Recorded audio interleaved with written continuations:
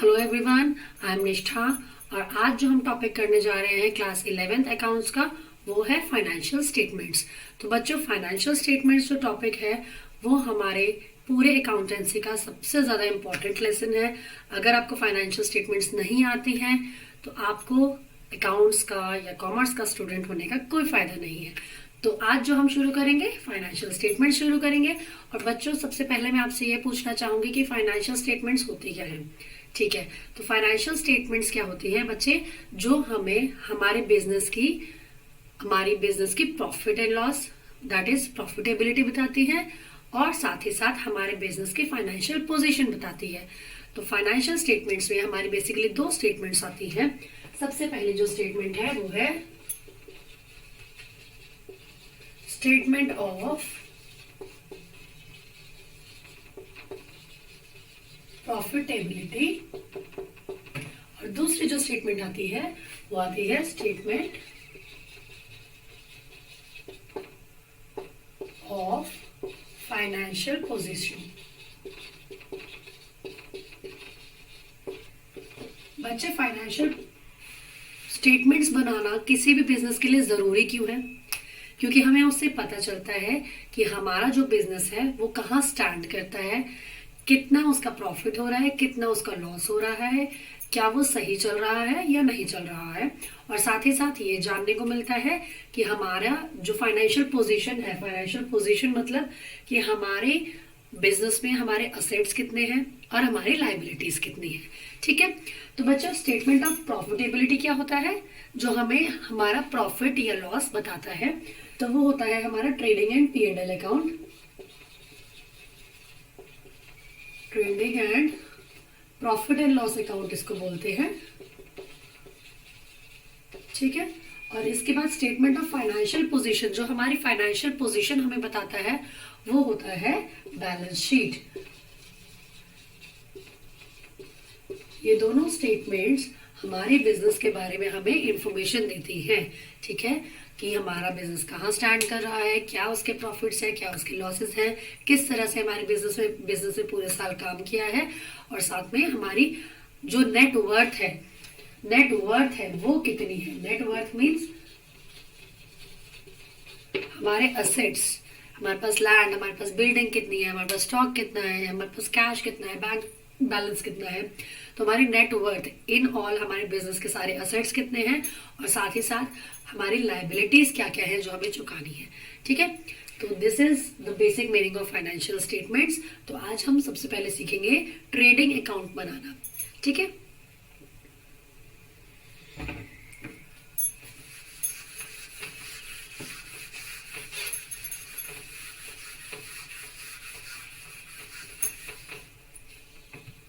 Okay. तो yes guys, सबसे पहले हम बनाते हैं ट्रेडिंग अकाउंट और साथ में उसके बनाते हैं P&L अकाउंट। तो P&L अकाउंट और बैलेंस शीट हम बाद में सीखेंगे। सबसे पहले हम सीखते हैं ट्रेडिंग अकाउंट। तो बच्चों, ट्रेडिंग अकाउंट का जो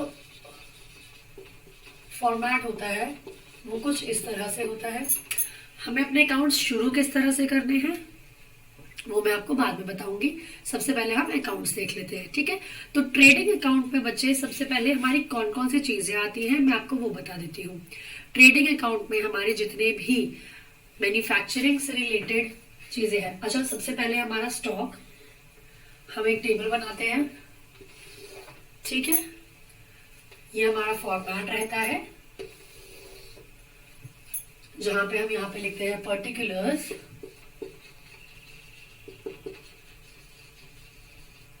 ठीक है। इधर हमारा रहता है अमाउंट, अगेन यहाँ पे पर्टिकुलर्स, और इधर रहता है अमाउंट। ठीक है जी, ये कौन सी हमारी साइड है? डेबिट साइड ये है, और ये कौन सी साइड है? क्रेडिट साइड है। ठीक है, ये सब आपको पता ही है। तो ट्रेडिंग अकाउंट में सबसे पहले आइटम जो बच्चे आती है वो आती है ओपनिंग स्टॉक। हमारे बिजनेस में जो स्टॉक है, लाइक अगर मैं अपना जो अकाउंट्स है वो बना रही हूँ सेशन 2017-18 का, दैट मीन्स तो जो ओपनिंग स्टॉक है वो कौन सा होगा? 1 अप्रैल 2017, राइट। आपको आपके जो ट्रायल बैलेंस है उसमें दिया हुआ होगा। ओपनिंग स्टॉक जो भी उसका अमाउंट होगा वो हम यहाँ लिख देंगे, ठीक है। उसके बाद हमारे आते हैं परचेजेस। हमने परचेजेस कितने किए हैं बिजनेस में, इस साल हमने कितने अपने गुड्स परचेज किए हैं, उसका अमाउंट यहाँ आ जाएगा, ठीक है। डेबिट बैलेंस है हमारा। देन नेक्स्ट आइटम जो बच्चे हमारी आती है वो आती है रिटर्न्स के बारे में बाद में बात करूंगी। क्रेडिट बैलेंस में टू बाय सेल्स, हमारी सेल्स कितनी हुई है इस साल, तो जो भी अमाउंट रहेगा वो इधर आ जाएगा, ठीक है। हमारा कुछ क्लोजिंग बैलेंस भी रहा होगा at the end of the year. जो हमारा क्लोजिंग बैलेंस है वो आ जाएगा, क्लोजिंग स्टॉक जो है वो हमारा आ जाएगा यहाँ पे, ठीक है बच्चों। तो इसमें जो सबसे पहली चीज याद रखने वाली है वो ये है कि बच्चे देखिए, जब हमने परचेजेस किए हैं तो हो सकता है हमने जब माल खरीदा है तो वो सारा का सारा माल सही नहीं हो, मे बी कुछ डैमेज हो, या मे बी हमें कुछ रिटर्न करना पड़ रहा है। तो जब हम रिटर्न करते हैं, मान लो टोटल आइटम्स हमने खरीदी है 10,000 रुपीज की, ठीक है, परचेज की है, और मान लो कि उसमें से 1,000 का जो हमारा परचेजेस है वो हमें रिटर्न करनी है। तो इसमें से हम जो रिटर्न्स है वो माइनस कर देंगे, जिसको हम कहते हैं परचेज रिटर्न, या फिर परचेज रिटर्न को हम क्या कह सकते हैं, रिटर्न आउटवर्ड। आउटवर्ड क्यों? क्योंकि जो हमने खरीदा वो वापस जा रहा है, आउटवर्ड जा रहा है, तो परचेज रिटर्न को हम रिटर्न आउटवर्ड्स भी कहते हैं, ठीक है। तो ये जो भी अमाउंट होगा ये हम इसमें से माइनस कर देंगे टोटल परचेजेस में से, और जो टोटल बैलेंस है वो हम यहाँ लिख देंगे, ठीक है, यहाँ पे आ जाएगा। तो ये हमारा टोटल परचेजेस जो है वो वाला अमाउंट आ गया है। टू परचेजेस, जितना भी हमने खरीदा है उसमें से माइनस कर देंगे वो जो हमने वापस कर दिया है, तो टोटल परचेजेस हमारे पास इतने रह गए, ठीक है। सिमिलरली फॉर द सेल्स, हो सकता है हमने जितना सामान बेचा है वो ये अमाउंट है, ठीक है, हो सकता है उसमें से कुछ अमाउंट हमारे पास वापस आ गया है, तो वो हम माइनस कर देंगे, माइनस सेल्स रिटर्न। और ये सेल्स रिटर्न को और क्या कह सकते हैं हम, रिटर्न इनवर्ड। क्या कहते हैं, रिटर्न इनवर्ड कहते हैं। क्यों? क्योंकि जो रिटर्न है वो इन आया है, मतलब जो सेल्स हमने किए हैं वो वापस आए हैं, तो इसको हम रिटर्न इनवर्ड्स भी कहते हैं। जो भी हमारा अमाउंट होगा उसको माइनस करके हम यहाँ लिख देंगे टोटल अमाउंट, ठीक है। तो बच्चों ये जो ट्रेडिंग अकाउंट होता है ये हमारा ग्रॉस प्रॉफिट निकालता है, ठीक है। हमने सबसे पहले ओपनिंग स्टॉक लिखा, हमारे बिजनेस में स्टॉक कितना है, माल कितना आया, हमने और कितना खरीदा, ठीक है, जितना खरीदा था उसमें से वापस कितना किया वो माइनस कर देंगे। सेल्स कितनी हुई, जितना स्टॉक था और जितना खरीदा, ठीक है, मैन्युफैक्चरिंग के लिए, उसमें से सेल्स कितनी हुई, और लास्ट में बचा कितना।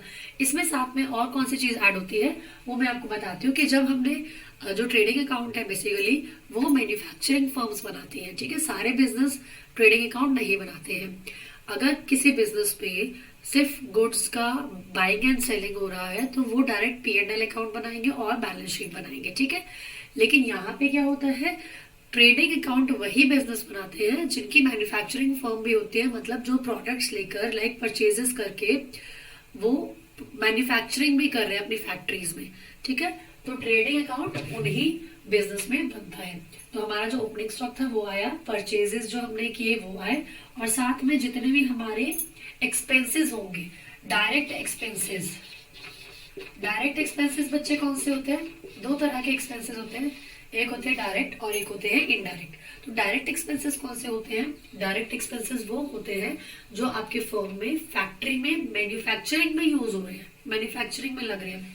फॉर एग्जाम्पल अगर आप मैन्युफैक्चरिंग में हैं, आपकी फैक्ट्री है, तो आप फैक्ट्री में लोगों को देंगे वेजेस, देंगे जो वर्कर्स हैं वहां पे फैक्ट्री में उनको देंगे वेजेस, तो ये वेजेस जो है वो आपका डायरेक्ट एक्सपेंस हो गया, ठीक है। उसके बाद आपका आता है वेजेस के साथ साथ आपके फर्म में, आपकी फैक्ट्री में लाइटिंग का खर्चा होगा,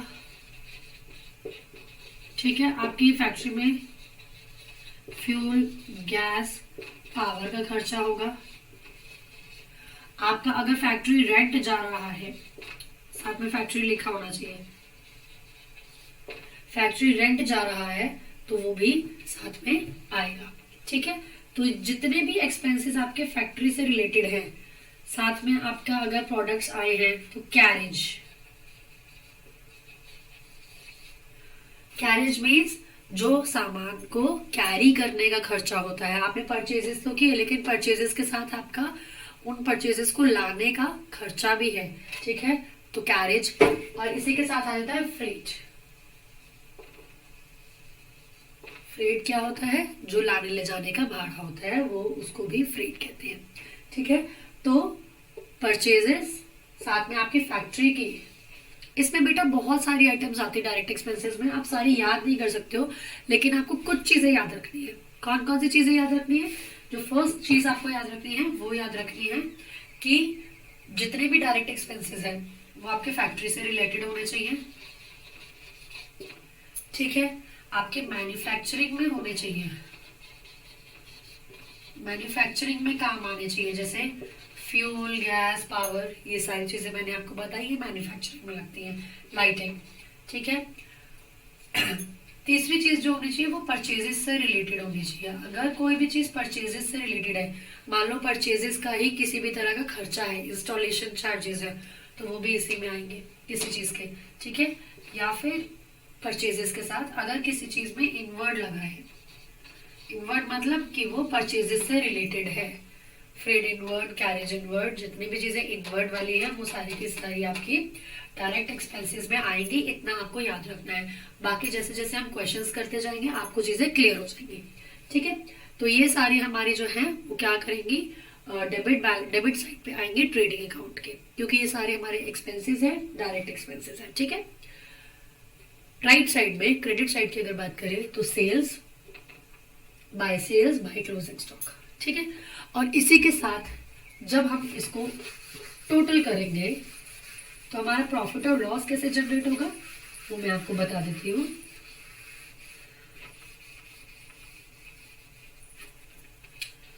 टोटल किया, हम एक लाइन खींच देंगे ऐसे, और सिमिलरली इसको टोटल करेंगे, यहाँ एक लाइन खींच देंगे। ठीक है, अभी के लिए मैं ये एक्स्ट्रा एक्सपेंसेस जो मैंने आपको लिख के दिखाए थे वो मैं यहाँ पे हटा देती हूँ, और यहाँ पे सीधा क्या ले देती हूँ, direct expenses.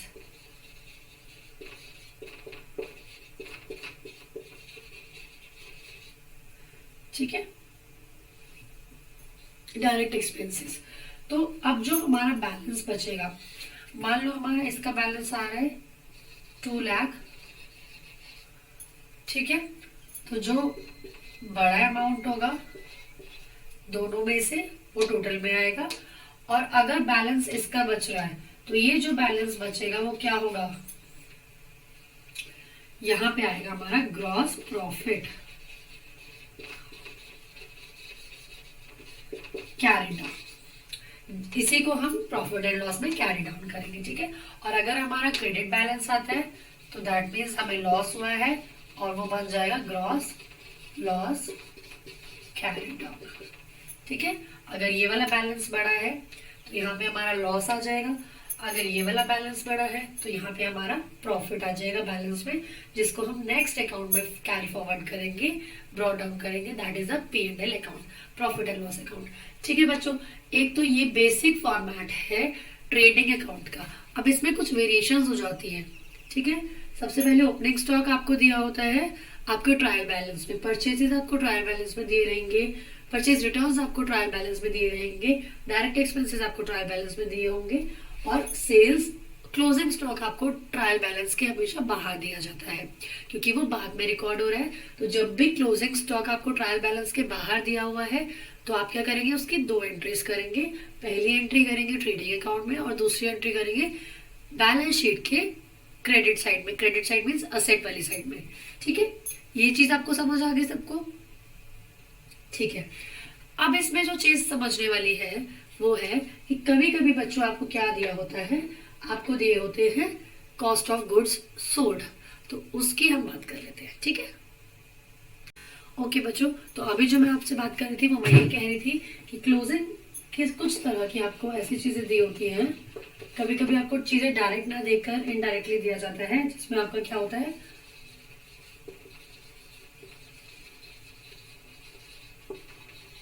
Cost of goods sold दिया होता है, दैट इज COGS दिया होता है। तो अगर आपको COGS दिया है तो आप क्या करेंगे, देखिए, तो आप करेंगे, COGS होता क्या है, बेसिकली COGS होता है हमारा opening stock plus purchases plus direct expenses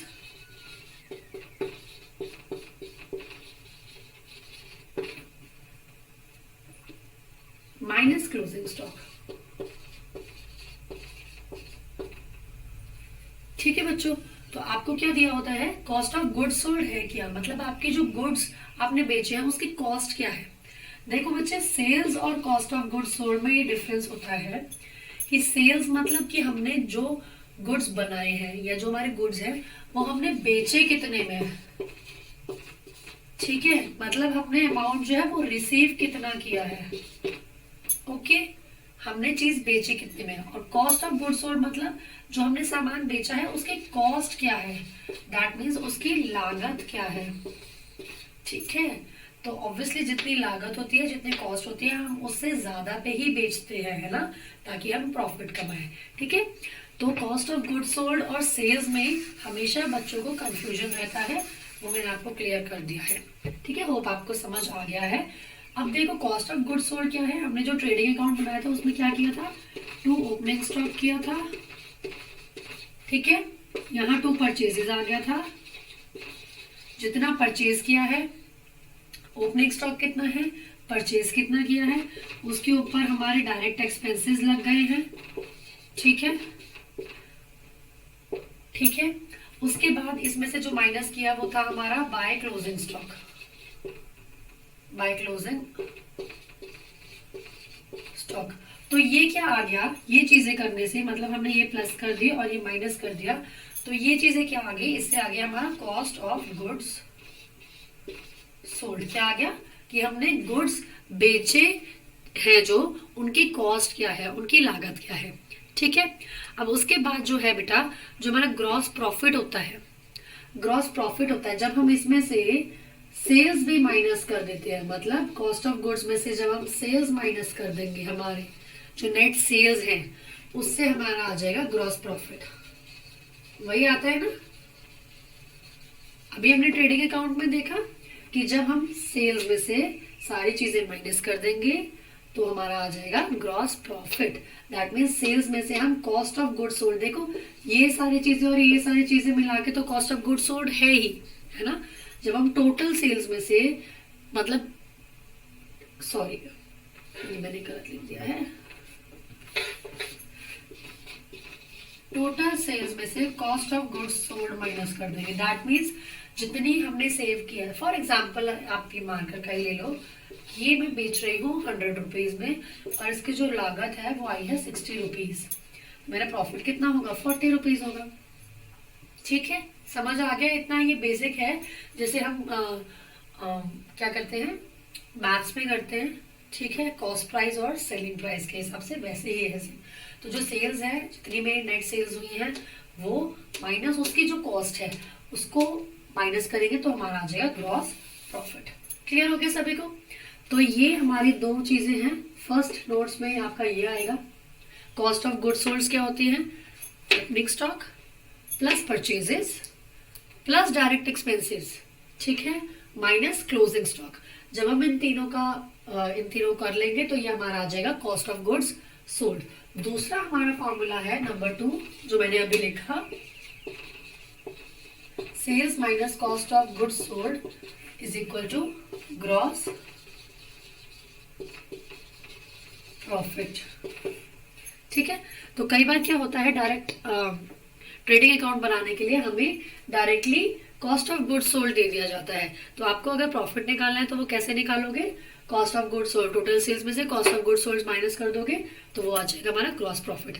उसके बाद अगर आपको कॉस्ट ऑफ गुड्स सोल्ड निकालना है, आपको सेल्स और ग्रॉस प्रॉफिट दिया तो वो भी आप निकाल सकते हो ना, ठीक है।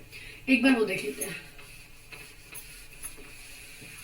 इसी में से हमारा नेक्स्ट फॉर्मूला डराइव होता है, दैट इज, आपको छोटे छोटे क्वेश्चंस इसमें से पूछ लिए जाते हैं कॉस्ट ऑफ गुड्स सोल्ड वाले में से, ठीक है। अगर मान लो आपको कॉस्ट ऑफ गुड्स सोल्ड निकालना है कि जो आपकी कॉस्ट है, जिन जिन जिन जो सेल्स आपने किए हैं उनकी कॉस्ट क्या थी, वो आपको फाइंड आउट करना है। तो आप क्या करेंगे, सेल्स में से ग्रॉस प्रॉफिट माइनस कर देंगे, तो आपकी आ जाएगी कॉस्ट कितनी थी उन चीजों की जो आपने सेल करी है, ठीक है। इसके बाद जो आ जाता है वो ये आ जाता है कि आपके जो एडजस्टेड परचेजेस हैं, ओपनिंग स्टॉक प्लस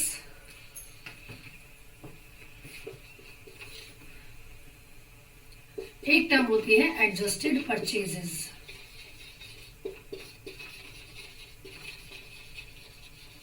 एक टर्म होती है एडजस्टेड परचेजेस। वो एडजस्टेड परचेजेस क्या होती है बच्चे, देखो इसमें हमने कुछ नहीं करना, जो हमारे ओपनिंग स्टॉक है,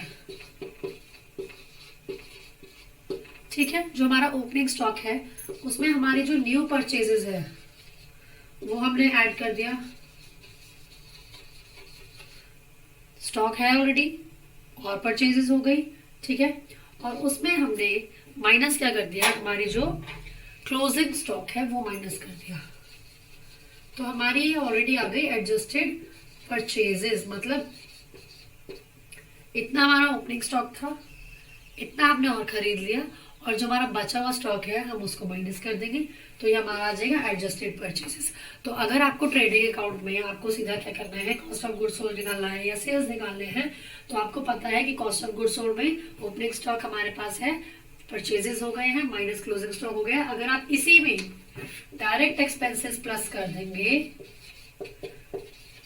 आपको बोला है कि कॉस्ट ऑफ गुड्स सोल्ड निकालो, तो आप कैसे निकालोगे, अपने एडजस्टेड परचेजेस में डायरेक्ट एक्सपेंसेस प्लस कर दोगे तो वो कॉस्ट ऑफ गुड्स सोल्ड आ जाएगा, ठीक है, क्योंकि वो एडजस्टेड है, उसमें स्टॉक ऑलरेडी एडजस्ट किया हुआ है, एक्सपेंसेस नहीं आएंगे इसमें, ठीक है। तो ये 4 फॉर्मूला हैं जो आपको याद रखने हैं, क्योंकि इनके ऊपर छोटे छोटे क्वेश्चंस आ जाते हैं, that find cost of goods sold या फाइंड ग्रॉस प्रॉफिट, और if you want to know the sales out of the cost of goods sold and gross profit दिया हुआ है, तो ठीक है। आई होप आप सबको इतना समझ आ गया होगा। ट्रेडिंग अकाउंट का जो हमारा फॉर्मेट था वो हमने डिस्कस किया। अगर आपको कोई भी डाउट पूछना है तो आप फ्री होकर आराम से पूछ सकते हैं। अगर मैं आपकी बुक की बात करूं तो लेट मी टेल यू कि आपकी बुक में ट्रेडिंग अकाउंट का जितना भी चीजें थी वो मैंने अभी तक शेयर कर दी है आपसे। कल जो हम करेंगे वो करेंगे एक एग्जाम्पल कि how to make a trading account question से, ट्रायल बैलेंस देख के, ठीक है। बहुत ही इजी रहेगा, आपको किसी भी तरह की कोई परेशानी आएगी नहीं अगर आप साथ साथ इसको करेंगे और सीखेंगे तो। कोई भी डाउट हो तो आप कमेंट सेक्शन में पूछ सकते हैं, and please don't forget to like, subscribe and share and do support my channel. Thank you.